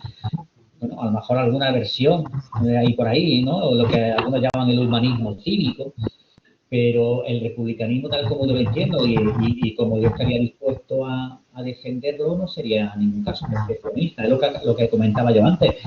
Es decir, el Estado, para mí, ya digo, por lo menos la versión que a mí me atrae. Las otras versiones no me atraerían lo más mínimo, no estaría dispuesto a aceptarlas. Yo, sino el republicanismo sería algo, sería instrumental esa virtud cívica, como decía anteriormente, sería una virtud instrumental. Lo único que se trataría de motivar, que nunca de obligar, sino de motivar, de incentivar que las personas se implicaran algo más en los asuntos públicos y pensaran un poco más en el bien común, pero por ellos mismos, porque ese, cuando hablamos del bien común, bueno, como digo un poco con las prisas, pues no he podido tampoco decir. Es decir, el bien común es como por ejemplo, Hofmann dice, bueno, vamos a no hablar de bien común, que la verdad es que eso de bien común suena un tanto opresivo. Vamos a hablar de bienes comunes. Hay determinados bienes que nos interesan a todas las personas, a todo el mundo. Y entonces lo que trataría es de que los ciudadanos pues, se impliquen un poco más en la defensa de esos bienes, por ejemplo, el medio ambiente limpio, la protección de los derechos, etcétera, etcétera. Y esos son bienes que nos afectan a todos. Pero es simplemente eso, son esos bienes conjuntos que nos van a permitir poder vivir conforme queramos, ¿no? Entonces, el republicanismo lo que hace es permitir que cada uno viva conforme quiera, realmente. No sé, a mí, tú defiende esto y te involucra temas en política si quieres, repito, incentivamos, nunca obligamos. Y si quieres, involúcrate más porque eso va a ser bueno para ti, porque al final vas a ser más libre, ¿no? Entonces, en cuanto a la libertad, la verdad es que el tema de la libertad como dominación y la libertad como interferencia es un debate complicado. Y yo tampoco, yo a pesar de mucho tiempo que llevo con esto, también tengo dudas respecto a cómo, a dónde estaría el yo lo que podría entender, bueno, el argumento clásico de que, bueno, que evidentemente tú lo conoces de sobra, pero para las personas que lo escuchen, la diferencia según Pettit, que Pettit, como sabéis, es el máximo exponente del republicanismo, aunque ahora han salido algunos autores también muy interesantes, lo que vendría a decir es que, bueno, el republicanismo no tiene problema en que se interfiera en una decisión siempre que esa interferencia haya sido una interferencia aceptada por la persona sometida a ella y conforme a sus intereses. Un ejemplo, para que todo el mundo lo entienda, un ejemplo al que recurre siempre Pettit. Y él decía, imagínese una persona que quiere dejar de fumar o quiere dejar de beber y a su pareja, y le pide a su pareja que le esconda los cigarrillos o que le esconda las bebidas. Y entonces ahora dice, voy a fumar, y la pareja le dice, no te puedo dejar, no te dejo fumar. Y dice, ¿por qué es que tú me dijiste que no te dejara, que no te diera cigarrillos cuando me los pedías o que no te diera algo? O es, por ejemplo, el tema de los fondos de pensiones. Yo ahora decido que quiero ahorrar para cuando me jubile. Y cuando me jubile, yo tengo un dinero en un fondo de pensiones. Y ahora bien, se me ocurre que me quiero comprar un coche y voy al banco, mire usted, que me dé el dinero y voy a comprar un coche. Y el banco va a decir, no, mire, usted me dijo que no le podía dar dinero salvo cuando se jubilara, para precisamente como tiene fuerza de voluntad para no gastarlo, ¿no? Entonces, atenta a mi idea, atenta en ese caso a mi libertad, porque yo me quiero comprar el coche y quiero dinero. En ese caso sí, pero ha sido conforme a tu opinión y conforme a tus intereses. Pero todo esto es muy problemático, entiendo, ¿no? Yo creo, para mí, la diferencia fundamental estaría en que la libertad como una dominación habría que entenderla en ámbitos más amplios. Por ejemplo, como decía al principio, no solamente libertad respecto al Estado, que yo creo que esa está asegurada, por lo menos en un país democrático. Yo soy optimista, ahora ahí, pero también la libertad en los ámbitos privados, la libertad en el ámbito del trabajo, la libertad en el ámbito familiar. Hay muchos lugares, hay muchos espacios en los que realmente las personas no somos libres, en los que estamos dominados.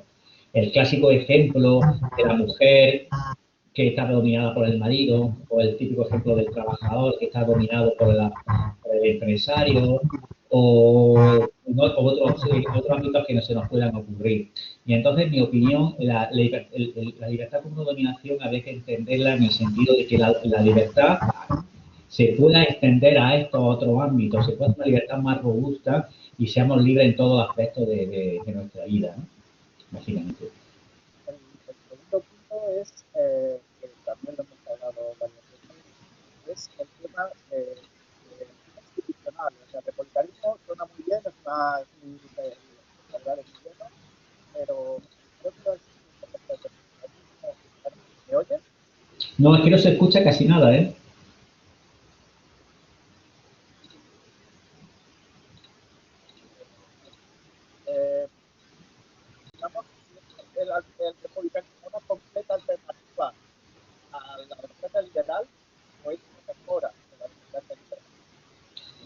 Sí, en mi opinión, como he dicho antes, al principio, sería un complemento, sería una mejora. Es decir, yo creo que es muy difícil cambiar el sistema liberal actual, es muy difícil. Y bueno, y habría que ver pues, la alternativa. Vamos a tocar nada hasta que estemos seguros de que lo que vamos a hacer sea mejor. ¿eh? Entonces, hay que ir siempre cauteloso. Entonces, sigue el republicanismo, o al menos repito, como yo lo entiendo, sería un perfeccionamiento de los mecanismos de protección de democráticos y de los mecanismos de protección de los derechos. Por ejemplo, por poner un ejemplo, que no todo el mundo lo compartiría, pero el que decía de Suiza, es decir, ¿cuál es uno de los objetivos del republicanismo? Es no tanto la participación política, que también como lo que sea en español se tradujo en su momento y se mantiene como disputabilidad. Es decir, que la ciudadanía tenga la capacidad de rechazar una decisión de los poderes públicos una vez que ya ha sido tomada, que tengan esa capacidad, primero que tengan capacidad de participar más intensamente, pero también la capacidad de rechazar una decisión tomada por los poderes públicos, lo que se llama la disputabilidad. Bueno, o contestation. To contest sería el verbo en inglés, que aquí se ha traducido por disputar, que se puede traducir de muchas formas. Bien, eso, por ejemplo, un ejemplo, Suiza, primero la capacidad de participación es mucho mayor, cuando hay que tomar decisiones importantes se someten a referéndum, con lo cual se está dando la voz a la ciudadanía, pero es más, tienen esa capacidad de disputabilidad, porque como seguramente sabéis, por ejemplo, en Suiza, cuando el Parlamento aprueba una ley y si la población, si hay un grupo de personas que no están de acuerdo con esa ley, tienen la capacidad de obligar al Estado a someter a referéndum esa ley para que sea la ciudadanía la que finalmente decida sobre si esa ley es conforme o no a sus intereses o a sus opiniones. Pues, por ejemplo, en mi opinión, lo que habría que hacer es, dentro del sistema actual, pero dotar de más instrumentos de este tipo, de más instrumentos de participación directa y activa de la ciudadanía. Por ejemplo, otro caso de Suiza es la iniciativa legislativa popular, pero allí se toma en serio. Y allí sí la ciudadanía, a través de un número de votos, de firmas, como sabéis, presenta un proyecto de iniciativa legislativa popular, el Parlamento está obligado a discutirlo y aprobarlo, y si no lo aprueba es que tiene que someterse a referéndum. Entonces sería ese tipo de instrumentos. O sea, sería un perfeccionamiento, de alguna forma, del sistema actual. Ya digo, en la versión, yo estoy seguro que habrá otras personas, muchas otras personas que se consideren republicanas y que no estén de acuerdo con lo que yo digo, pero bueno, es la forma que yo tengo de verlo, ¿no? Muy bien, muy bien. Había una pregunta de Isabel Cardoso. Aquí pone algo, sí pone bajar la mano, pero no sé. No, pero ha de hablar ella ahora. Ahora. No se te escucha, Marisabel.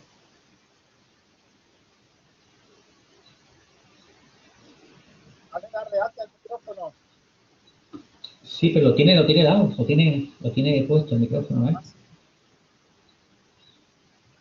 Sí, aquí se ve que tiene el micrófono. Ahora. Ah, perdón. No, nada. Adelante. Bueno, muchas gracias, profesor, por la ponencia. Me ha gustado mucho. Yo quisiera hacer un par de preguntas. Bueno, ahora de nuevo estamos con las noticias acerca de estallidos sociales en Latinoamérica por decisiones que toman los gobiernos y en el republicanismo, o sea, y decisiones que se toman por encima del pueblo. Y en el republicanismo se habla mucho acerca de devolverle la voz al pueblo, de hacer que el pueblo pueda participar más sobre esas decisiones que se toman. Entonces, claro, es difícil cambiar el sistema actual, como usted dice, pero ¿podría usted ver alguna forma o ver alguna salida en nuestros sistemas presidencialistas, que se podrían cambiar para que no se sustraiga tanto de la decisión del pueblo y que podamos ser un poco más participativos en el sistema? Porque hay una cuestión que a mí me choca con todo lo que ha pasado. Yo soy de Ecuador. Y es que a través del proceso constitucional del 2008 se prometió cierta corrección democrática en participación de las personas. Se habló de democracia directa, democracia popular, referéndums. Y la verdad es que yo veo que esos mecanismos se usaron más bien para legitimar procesos bastante cuestionables por parte del gobierno. O sea, no se aterriza definitivamente en la participación popular. Entonces, ¿cuál sería, si hay que cambiar algo pequeño desde lo pequeño, cuál sería eso pequeño que cambiar? Esa sería mi pregunta. Bueno, vamos a ver. Evidentemente sí. Hace poco otro tema del que estoy tratando, lo que pasa es que estoy recién iniciándolo, es el tema del constitucionalismo popular latinoamericano, ¿no? Los supuestas modificaciones que se están haciendo y algunos experimentos constitucionales que se están haciendo. Evidentemente, yo creo que es un problema lo de el presidencialismo. No sé por qué en la mayor parte de los países latinoamericanos, yo diría que prácticamente en todos, ¿no?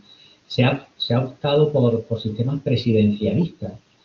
Y esto no tiene, no lo entiendo, no entiendo por qué. Bueno, quiero sí, prácticamente todos ellos se han fijado en el modelo de los Estados Unidos y no en los modelos europeos, que como sabes, mayoritariamente, bueno, los europeos del este, los europeos occidental, mayoritariamente son parlamentarios. Entonces, hombre, es decir, un sistema presidencialista moderado, es decir, que el presidente tuviera cierta capacidad de veto, bueno, pues quizás tendría incluso algún encaje republicano. El republicanismo siempre ha optado por lo que era lo que llamaban el gobierno mixto, ¿eh? Y ha optado por los continuos controles de forma que no se le diera, por ejemplo, todo el poder al Senado, ni al Congreso, ni al presidente, sino que las decisiones tuvieran que ser tomadas de forma conjunta. Pero vamos, yo creo que realmente el presidencialismo, tal como sobre todo en muchos países, es absolutamente contrario a lo que yo estoy defendiendo, ¿no? al sistema democrático. Entonces, ¿cómo hacerlo? La verdad es que yo creo que la única forma sería a través de la presión de la sociedad, lo que decía antes, de la presión continua de la sociedad sobre los poderes públicos y en todos los aspectos, en todas las formas en las que se puedan. Es decir, a través de que se vote a aquellas fuerzas que prometan algo, es verdad que prometen, ganan las elecciones y luego no siempre cumplen lo que se ha prometido, pero a la hora de las elecciones, a través de protestas, fijaros lo que ha pasado en Chile, luego no sé lo que quedará, ¿no? Esperemos a ver lo que queda, pero bueno, a través de la protesta continua de la ciudadanía chilena se ha conseguido que las autoridades se comprometan a cambiar la Constitución y hacer una Constitución más actual y más conforme a los intereses de la ciudadanía. Entonces, yo ya digo, desde el punto de vista institucional, pues lo que estaba comentando antes, dotar en este caso Ecuador o cualquier otro lugar, de esos poderes institucionales de ciudadanía, de esos poderes, de esos instrumentos que le den esa capacidad de ciudadanía. Ahora, vale, sí, está muy bien, pero ¿cómo lo conseguimos? ¿Qué hacemos? ¿Qué hago yo que vivo allí? Pues eso, yo creo que la única forma de conseguir hoy por hoy es a través de esa protesta, es a través de la organización, de que la ciudadanía se movilice y utilice todos los instrumentos que tiene a su alcance para conseguir forzar al gobierno o a las entidades a cambiar el sistema y a otorgarles más capacidad de decisión. Repito, elecciones, protestas, cualquier instrumento que legalmente exista, siempre por supuesto dentro de la legalidad y demás, pero cualquier instrumento que exista en esos países. O sea, la movilización constante, el seguir, el estar ahí, el estar presente y el no abandonar, el no desistir, ¿no? Es el único instrumento que se me ocurriría, ¿no? Utilizar. Muy bien, pues la última cuestión, que en parte es coincidente con Bel. Isabel, ¿quieres comentar algo? Isabel, has llamado. Ah, vale. Solo decía. Vale. No, la última cuestión que en parte es coincidente con Isabel, es, me la tenía apuntada antes, quiero comentar que la siguiente. Vamos a ver, republicanismo, como yo lo entiendo, es calidad de la deliberación, o al menos tiene algo que ver con la deliberativa, o tiene que ver con calidad de la deliberación. Sin embargo, ha sido diciendo todo el rato que lo importante es la política de los referéndums. Y a veces se dice eso de que los referéndums no están al diario. O sea, que haces un referéndum y hay la consulta. El ejemplo suizo no es el ejemplo. Hay otros ejemplos de referéndum. Sí. Bueno, entonces, por un lado, que nos hables algo de los referéndums y la calidad de la deliberación, y luego, puedes decirnos algo de la democrática, o sea, de los medios electrónicos y de cómo sería la democracia, la posibilidad de calidad de la deliberación con medios electrónicos. Claro, es que, bueno, también yo creo que son compatibles las dos cosas. Es decir, evidentemente, uno de los ideales del republicanismo es la deliberación, es que cuando se llegue a una asamblea de cualquier tipo, que, como he dicho a lo largo de la charla, que los participantes acudan con la mente abierta, digamos, y acudan dispuestos a cambiar su forma de pensar y no vean con esos intereses preconcebidos. Para ello, por ejemplo, pues eso de decir, sería importante cómo se diseñan estos medios, estos lugares de debate. Claro, porque una cosa, el problema que nos pasa a veces con este tipo, cuando hablamos de comunitarismo, de liberalismo y otras muchas cosas, es una cosa en la teoría y otra cosa es cómo plasmamos eso en la realidad. Es decir, bueno, sí, eso es muy bonito, eso es estupendo, pero ahora, ¿y eso cómo lo hacemos?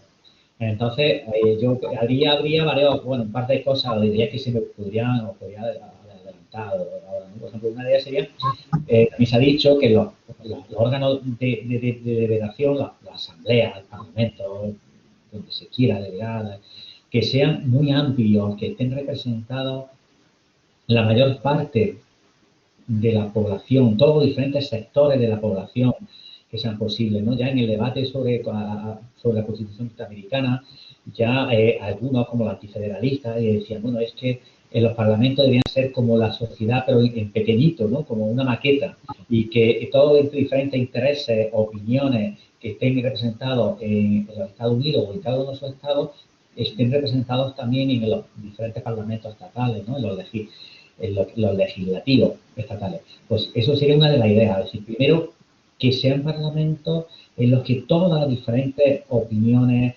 estuvieran presentes, todas las diferentes sensibilidades, todos los diferentes intereses.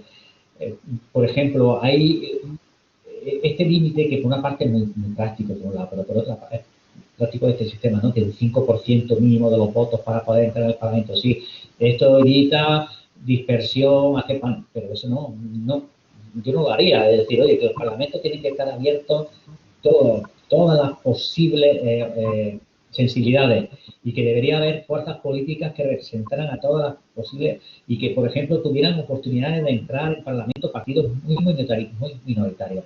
Con lo cual, en primer lugar, conseguimos que no sean solamente las opiniones más o menos mayoritarias, sino que todas estén abiertas. Y que entonces, por lo menos, se escuchen. Que ya es importante que puedan subir a la tribuna diferentes sensibilidades, con lo cual ya por lo menos se le escuchan. Ahora bien, el que se le escuche ya no lo garantiza todo. Por eso es la segunda parte, sería esos mecanismos de disputabilidad, es decir, esos mecanismos que harían que las decisiones pudieran ser disputadas por alguna gente.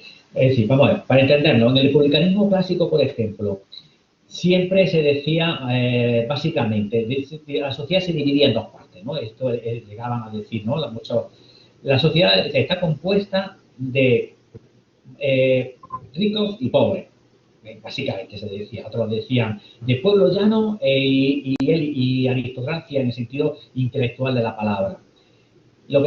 ¿Qué hace falta? Tenemos que conseguir que las decisiones que adopten los órganos públicos, los diferentes órganos, sean pensando en el bien común, que no favorezcan ni a los ricos ni a los pobres. Lo digo en este sentido tan maniqueo, pero es que así como muchos autores lo decían también, ¿no? Ni a los ricos ni a los pobres, ni a los pueblos llanos ni a los intelectuales, por decirlo de alguna forma, a los virtuosos.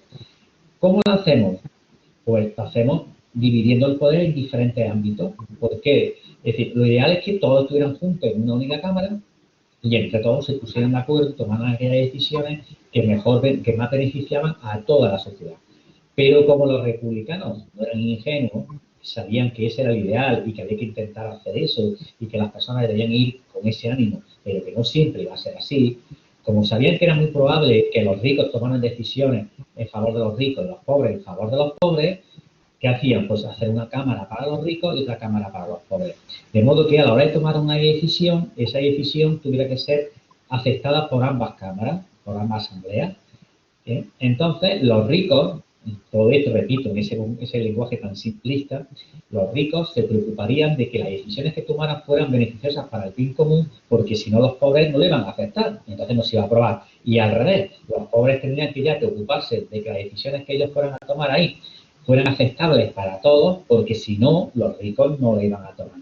Entonces, de alguna forma se le obligaba a tomar decisiones que fueran en el bien de todo el mundo. Pues algo así es lo que se podría hacer en un sistema de primero, que estuvieran todo el mundo representado, pero que luego hubiera ciertas capacidades de veto o que las decisiones tuvieran que estar divididas. Por ejemplo, es el sentido que tiene que todavía tengamos un Senado y un Congreso de Diputados, ¿no? En vez de ser un órgano unicameral. En parte es eso. Pues primero, todos representados, pero que hubiera esos mecanismos de veto. Mecanismos de veto, lo que pasa es que, claro, también es muy complicado, porque tampoco podemos darle el veto a todo el mundo, porque nunca se haría nada. Nunca se avanzaría, porque siempre alguien podría vetar. Y porque además el veto también tiene un peligro, como sabemos. El veto tiene el peligro de que si a una minoría se le da la capacidad de tomar vetar una decisión, y esa minoría está de alguna forma imponiéndose a esa mayoría. Por tanto, la deliberación, pues, primero, educación, etcétera, etcétera, etcétera, todo lo que la justifica. Segundo, parlamentos en los que haya la mayor representación posible. Tercero, y contrapesos. Y cuarto, esa capacidad de disputabilidad a la ciudadanía, de forma que cuando, a pesar de todos los instrumentos, haya medidas que se tomen que sean contrarios a los intereses, pues, de la mayor parte de la ciudadanía, pues que estos ciudadanos pudieran, de alguna forma, disputarlo, pudieran frenar esa decisión.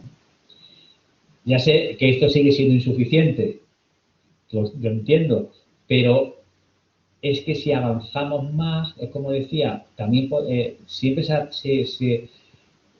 se recurre a la división de la tiranía de la mayoría, y es algo real, y es algo que está ahí, y es algo contra que hay que luchar, pero también tenemos que tener en cuenta la tiranía de la minoría. Sí, también tenemos que tener en cuenta hasta dónde pueden llegar los límites de veto o de determinados sectores, porque esos determinados sectores también pueden paralizar unas decisiones que han sido tomadas mayoritariamente, ¿no? Entonces, yo apostaría por esa medida, ¿no? Sí. Muy bien. Había una mano de Dolly. Ya vamos finalizando esta última intervención. Dolly. Sí, buenas tardes. ¿Se me escucha? Sí, perfectamente. Ya. Mi pregunta va en el siguiente sentido. Si el compromiso ciudadano con el bienestar común en el republicanismo tiene algún tipo de límite con decisiones presentes y decisiones que puedan tener consecuencias a futuro. Por ejemplo, en el caso de las decisiones que se toman en contextos de actividades extractivas mineras, estas decisiones pueden ser tomadas o pueden tomar en cuenta la decisión de la población que va a ser directamente afectada. Y de repente esta población no tiene tan garantizado sus necesidades básicas y les resulta favorable tomar una decisión favorable en ese momento a favor de esta actividad extractiva. Pero a futuro, esta actividad extractiva que ha sido, esta decisión sobre esta actividad extractiva que ha sido tomada así para satisfacer estas necesidades de ahora, del presente, pueden comprometer derechos como un medio ambiente sano o el derecho a la salud de las futuras generaciones, por ejemplo. ¿hay algún límite para este compromiso con las decisiones que comprometan un bien común? Claro, una de las cosas que a ver, ahora sí que yo comentaba era antes precisamente eso, cuando hablamos del bien común, pues había algunas, como Hans Borja, que ya hace tiempo que no escribe sobre el tema, pero recomiendo que lo lean, hablaba de todo, bueno, no vamos a hablar del bien común, porque habrá que hablar del bien de la sociedad. Eso puede ser, eso sí que suena perfeccionista, eso sí que suena raro, ¿no? Pero los bienes comunes, y un bien común, el derecho al medio ambiente limpio, a salud, etcétera. Y esos bienes comunes hay que interponerlos, o perdón, hay que anteponerlos, no interponerlos, hay que anteponerlos a los bienes a los bienes individuales de determinadas personas, ¿no? Porque entonces, en este caso, primero, que esas actividades mineras iban a beneficiar al conjunto de esa comunidad o a algunos de ellos, como suele suceder.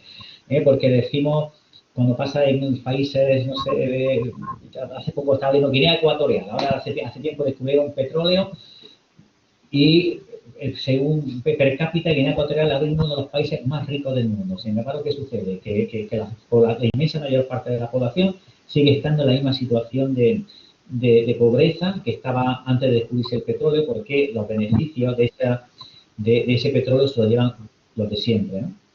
Entonces, primero habría que concienciar a esa población y decirle, mira, ¿estáis seguros de que todos vais a beneficiar? O al final el beneficio va a ir solo para los de siempre.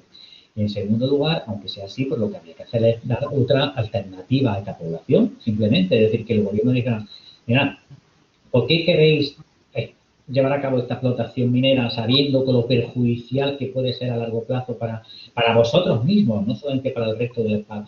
Por esto, porque tenéis unas necesidades básicas que cubrir, necesidades económicas, etcétera, etcétera. Bueno, pues que el Estado se ocupe de promover o de hacer frente a esas necesidades por otros medios que no sean tan agresivos y que no supongan un perjuicio a largo plazo. Y yo creo que si a esas comunidades se les explica lo primero, oye, que el dinero no se va a repartir entre todos, no seáis ilusos, que van a ser unos cuantos los que se van a quedar con la parte del león, no seáis ilusos. Y luego segundo dice, bueno, pero ¿qué pasa? Que os falta esto y tal. Bueno, pues se lo vamos a facilitar de otra forma.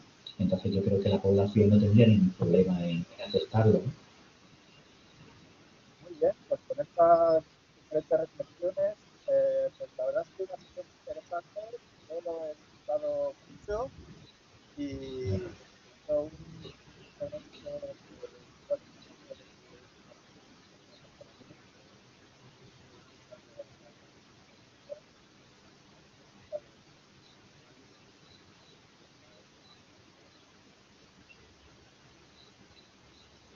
Óscar, perdona, no se te escucha nada de nada. una visión muy interesante de un tema actual. Les propongo a los del taller, a las mismas que será el próximo lunes, Igual que no. de la Universidad de Manchester. Y bueno, muchas gracias. Voy a parar la grabación.